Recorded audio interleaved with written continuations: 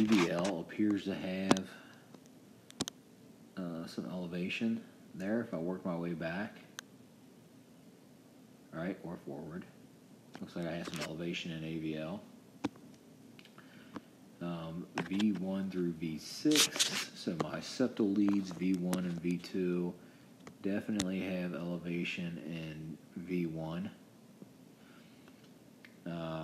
Definitely have elevation in, let's go here, get a better picture, V2.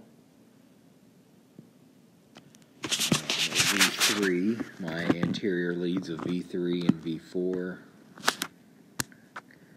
Definite elevation, V5, no elevation, V6, no elevation. So, I have elevation in AVL, V1, V2, V3, and V4. So, at this point, I would call this an anterior septal wall MI. Okay. Now, you'll notice with this interpretation that they give, it's an anterior septal wall infarction that is extending into the lateral wall. And the reason they say that, if I can go back, the reason they say that is because we have this elevation or slight elevation in AVL. We don't have it in V5, we don't have it in V6, and AVL is not anatomically contiguous with V1, V2, and V3, okay? But we have elevation in V1 through V4, so we have anterior septal. We have elevation in AVL, so a lateral lead. We can't totally ignore it. We just have to kind of keep that in the back of our minds. We have an anterior septal wall MI with some extension or some lateral wall involvement, okay? We don't have V5 and V6 elevated. If we did, it would be an extensive anterior wall MI. But because we have some elevation over in AVL, it looks like this MI is going to affect the lateral wall. So again, do another 12 lead in 5 to 10 minutes to see if that ST elevation in AVL is becoming more increased, if now we have it in lead 1, if now it's in V5 and V6, okay? That can change our interpretation from an anterior septal wall MI to an extensive anterior wall MI. All right. Number 14, 2, 3 in AVF. I do not have any elevation. Something that I do see in 2, 3 in AVF. Hopefully you're picking up on it. I also see it in V6. I see these sagged ST segments, right? These scooping or scooped looking ST segments. Okay. And what do we know that's indicative of? Potentially digitalis toxicity or too much digoxin. So 2, 3 in AVF, no elevation. 1 AVL, V5, V6, no elevation. V1, V2. I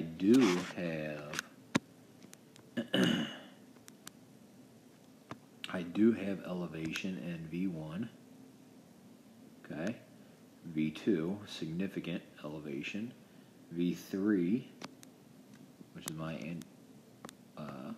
first anterior lead, and V4. So I have elevation in V1 through V4. Okay, so I have an anterior septal wall MI. And we also identified these ST segments that appear to be sagging. Then again, we know that that could be a sign of digitalis toxicity. That's that dig sag that we talked about in the previous PowerPoint, so that this patient may be on digoxin and he or she may have taken too much digoxin. So something to know something to be aware of the effects of digoxin having, what that could do to your patient: headache, blurred vision, nausea, vomiting, and passing that information on to the ED. They don't say anything about the sagging ST segments, but I'm pretty sure that it's safe to say that is from too much digoxin there. All right, almost finished here. Everybody hang on with me. All right, so again, 2-3 AVF. I do not see any elevation. 1 AVL V5 V6. No elevation. V1 V2. I do see some elevation in V1 and V2. There's V1. Has some elevation. Looks to be about right at a millimeter probably. V2, I have elevation. V3, I have elevation. V4, I do not have elevation. Right? So what's that mean? Well, it means I still have an anterior septal wall infarct because I have elevation in lead V1, slight elevation. And if that was by itself, I probably wouldn't really call that elevation. But because it's immediately followed by elevation, significant elevation in V2 and significant elevation in V3, again, that leads me down the pathway to think that, yes, this is definitely elevation, even though it's hard to tell on this particular strip on the screen. So elevation in V1, V2, and V3. So I have a anterior septal wall infarct. So no, I did not have any elevation in V4, but I didn't need to have it in order to call it an anterior because it's in 2 or more anatomically contiguous leads, V1 through V3. So I have an anterior septal MI. Okay? All right. 16, you guessed it, inferior wall MI, right? So we didn't really have to spend too much time, really any time, looking at this. 2, 3 AVF, significant elevation, significant elevation, significant elevation. 1 AVL V5 V6, no elevation, no elevation, no elevation, maybe a little depression, definite depression there. V1 and V2, no elevation, depression. V3, V4, I have depression. V4, I have depression. Okay? So an inferior wall MI, do a right-sided 12-lead EKG. All right, finally, number 17. So if you've kind of shut down over the last few leads, pay attention to this one because it's one that you can definitely see again. And one that tricks a lot of people up come National Registry time. Not this exact strip, but the interpretation of this strip in general. So let's dive in using the same approach that we normally would and that we have been. 2, 3, and AVF. I don't. Let's see here.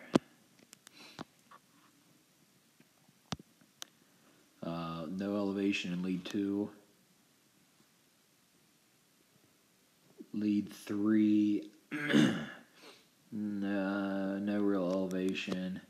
AVF, no elevation. Okay. Next, 1 AVL V5 V6. No elevation in 1, no elevation in AVL, no elevation in V5, no elevation in V6. V1 and V2, my septal leads. Let's zoom in here a little bit. No elevation in V1. It might be a little bit elevated, but I don't think it's quite 1 millimeter of elevation. V2, no elevation. And then finally in my anterior leads, no elevation. In V3, no elevation in V4. Now, at face value, this patient appears to be not have any STEMI that we can tell, right? Now, something that we need to look at is look at the QRS complex in V1. And just like we just talked about in the lecture, V1 is the lead we need to look at for bundle branch blocks. So in V1 only. So when we look at V1, we notice that QRS complex looks a little wide. Now, I'm zoomed in as far as I can go here, but you can see that the distance between here and there is greater than 3 blocks, okay? It's just over 3 blocks wide of my QRS complex. So that means I have a wide QRS complex in V1, which means I have a bundle branch block, okay? Now that we've determined, hey, we have a wide complex in V1, now we have to determine what is the direction of terminal velocity, or which direction is that QRS complex going in. Now, in this particular rhythm, it's pretty clear cut. This QRS complex is clearly going down, right? These complexes are all going down. They're all negatively deflected, okay? Now, we have a wide QRS complex in lead V1. It is pointing down, which means it is a left bundle branch block, okay? And this is simply, we know that it's a left bundle branch block because we simply applied the turn signal method. So picture yourself driving a car, okay? You're 10 and 2, just like you're supposed to be. I think that's what you're still supposed to be. You're going to make a turn right, okay? Which way do you move your left arm, or which way do you move your arm to hit the turn signal to turn right? You hit it up, okay? If you're in your car and now you need to turn left, you hit your turn signal down, okay? So that turn signal method helps us identify which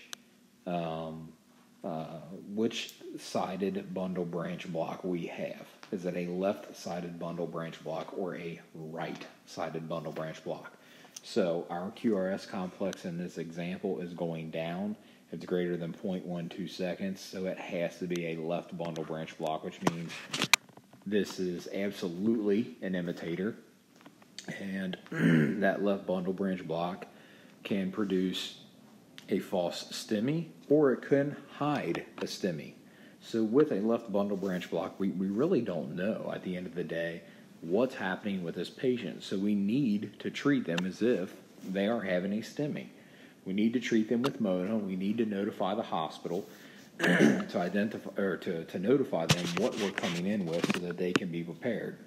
Now, they're probably going to pull the patient's most recent 12-lead EKGs to see if this is new for them or if it's old for them, right? So if we're transporting there and it's a patient that was just there 1 year ago and they had a left bundle branch block, they're probably not going to get too excited. If it's a new onset left bundle branch block, they're going to consider that, hey, this might be an MI, right? We don't know. This bundle branch block might be new for this patient. Now, they're still going to do blood work. They're still going to get troponin and do everything that they need to rule in or rule out that MI. But the moral of the story is, with a left bundle branch block, with it being an imitator, we simply do not know of, is this an MI or is it hiding MI? So we have to treat it like it is and continue transporting the patient.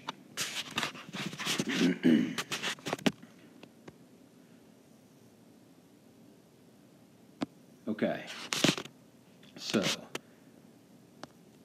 for these case studies, like I said, I'll put these, the answers to these case studies 1 through 5. I'll put these answers on your Google Drive for you. They will be up, if not tonight, they'll be up tomorrow